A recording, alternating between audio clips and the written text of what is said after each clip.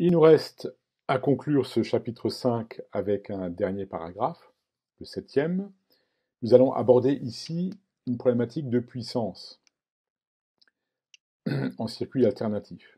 Nous allons montrer comment les calculs de puissance, qui a priori sont complexes en valeur instantanée, se simplifient beaucoup en alternatif, moyennant un nouveau concept qui est celui de facteur de puissance. Alors l'idée, c'est que nous allons alimenter ici une charge, attention, quelconque, qui est faite de résistance, d'inductance et de capacité, avec une tension.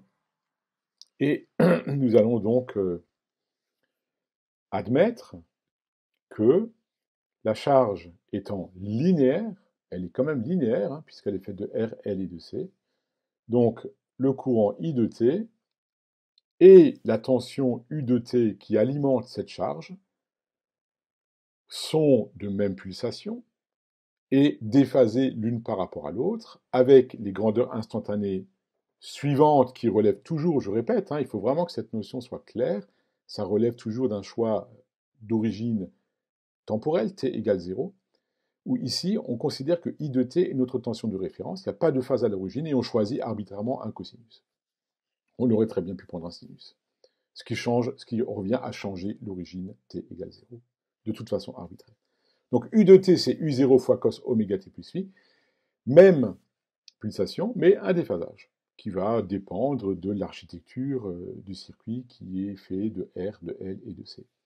Alors on s'intéresse à la puissance instantanée, on écrit que P de t, c'est le produit I de t fois I de t, ça donne U0 fois I0, cosinus oméga t fois cosinus oméga t plus phi.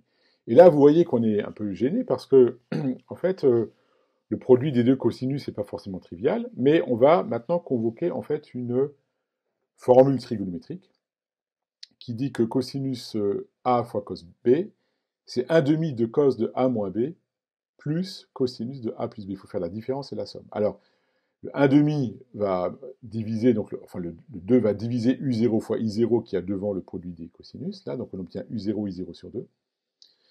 Facteur 2, alors quand on fait la différence, on a oméga t moins phi, donc ça donne cos de moins phi, c'est cos phi, de toute façon la fonction cosinus est paire. Donc on obtient finalement, dans le crochet, cos phi plus cosinus de la somme qui vaut 2 oméga t plus phi. Oméga t plus phi. Si bien que, on réécrit cette formule, parce que vous allez voir que, comme ça elle semble compliquée, mais on va pouvoir, en l'analysant bien, simplifier un petit peu le propos. Donc la puissance instantanée, pardon.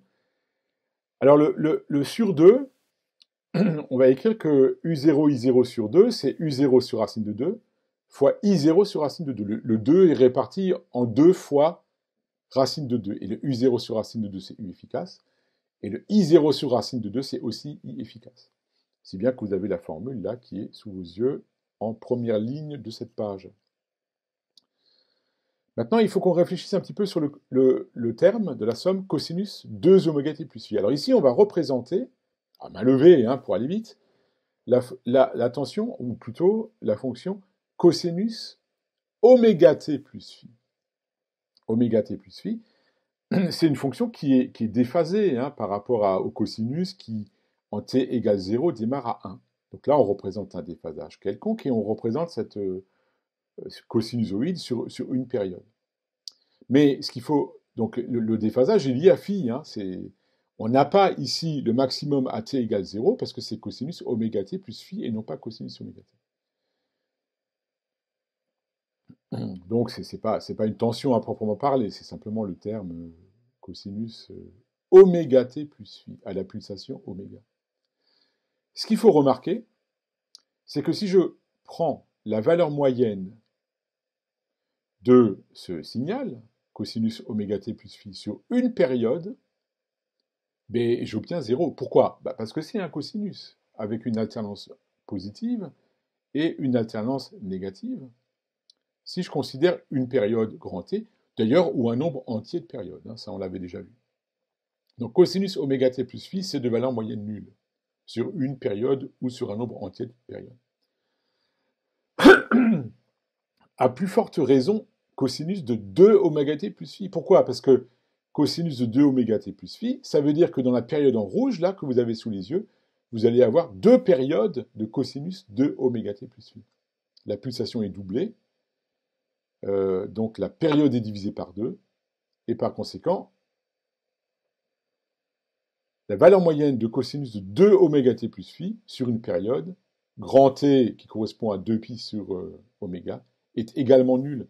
Si bien que si vous vous intéressez à la valeur moyenne de la puissance instantanée sur une période, je dis bien la valeur moyenne, hein, tout ce qu'on fait est relatif à des calculs de valeur moyenne, vous obtenez P de t moyen sur une période qui vaut U efficace fois I efficace fois cos phi. Et ce cosinus phi, c'est un concept important, on l'appelle facteur de puissance. C'est le facteur de puissance qui est associé à la charge quelconque linéaire du début du paragraphe. Donc, si vous connaissez l'architecture de votre circuit, vous êtes capable de, moyennant calcul, calculer phi, et du coup cos phi qui va vous permettre de calculer la puissance instantanée moyenne qui est absorbée par cette charge ou par ce récepteur. Alors, il faut regarder les 3 cas simples, disons, qui correspondent aux 3 composants élémentaires. Hein, dans une approche réductionniste ou analytique, un circuit RLC étant fait, enfin une charge linéaire quelconque étant faite de composants R, L et C, il faut déjà bien maîtriser ce qui se passe pour chacun de ces composants individuellement. Donc la résistance U égale RI, phi égale 0, la tension et le courant sont en phase, cos phi vaut 1, et la puissance absorbée, c'est U efficace fois I efficace, ou encore, comme on l'a déjà vu par le passé, U efficace au carré sur R. Donc une résistance dissipe selon U efficace au carré sur R. Une inductance, elle, on a vu dans les paragraphes précédents que la tension est en déphasage de plus pi sur 2 par rapport au courant qui traverse l'inductance. Phi égale plus pi sur 2. Cosinus de plus pi sur 2, c'est nul. Et par conséquent, le facteur de puissance, cos phi, égale 0. Ça veut dire que la puissance instantanée moyenne absorbée par l'inductance est nulle. Une inductance ne dissipe pas d'énergie. Elle la stocke, tantôt la déstocke, mais elle n'en dissipe pas. Et la puissance instantanée moyenne sur la période, c'est bien la puissance qui est dissipée par l'inductance ici, qui est nulle. Et enfin, pour le condensateur, et bien là, on a la relation qui correspond à U égale à 1 sur JC oméga I. On vient de voir dans la représentation de Fresnel que la tension est en retard de pi sur 2 par rapport au courant, donc on a phi égale moins pi sur 2. Ça veut dire que cos phi égale 0. Un condensateur pur ne dissipe pas d'énergie non plus. C'est comme pour l'inductance. Il en stocke, il la déstocke, mais en moyenne, ça fait une puissance instantanée absorbée qui est égale à 0.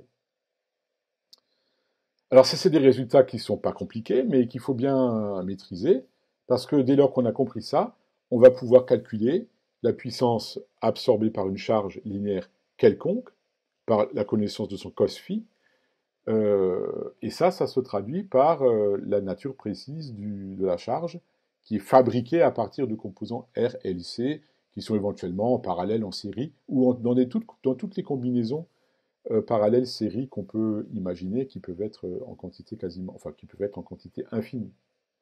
Alors, on va juste encore reprendre, parce que c'est bien d'illustrer avec l'exercice corrigé de la cellule RL que nous avons vu un peu tout au long de ce chapitre et que nous avons aussi simulé. Hein. D'ailleurs, vous pouvez éventuellement refaire aussi les calculs de puissance en simulation, ça serait un bon exercice. Donc, je rappelle que la tension d'alimentation, c'est 240 volts efficace. Donc, en valeur Kretz, où U0, c'est 240 fois racine de 2, à 50 Hz, cos oméga t. Ça, on va prendre ça comme référence.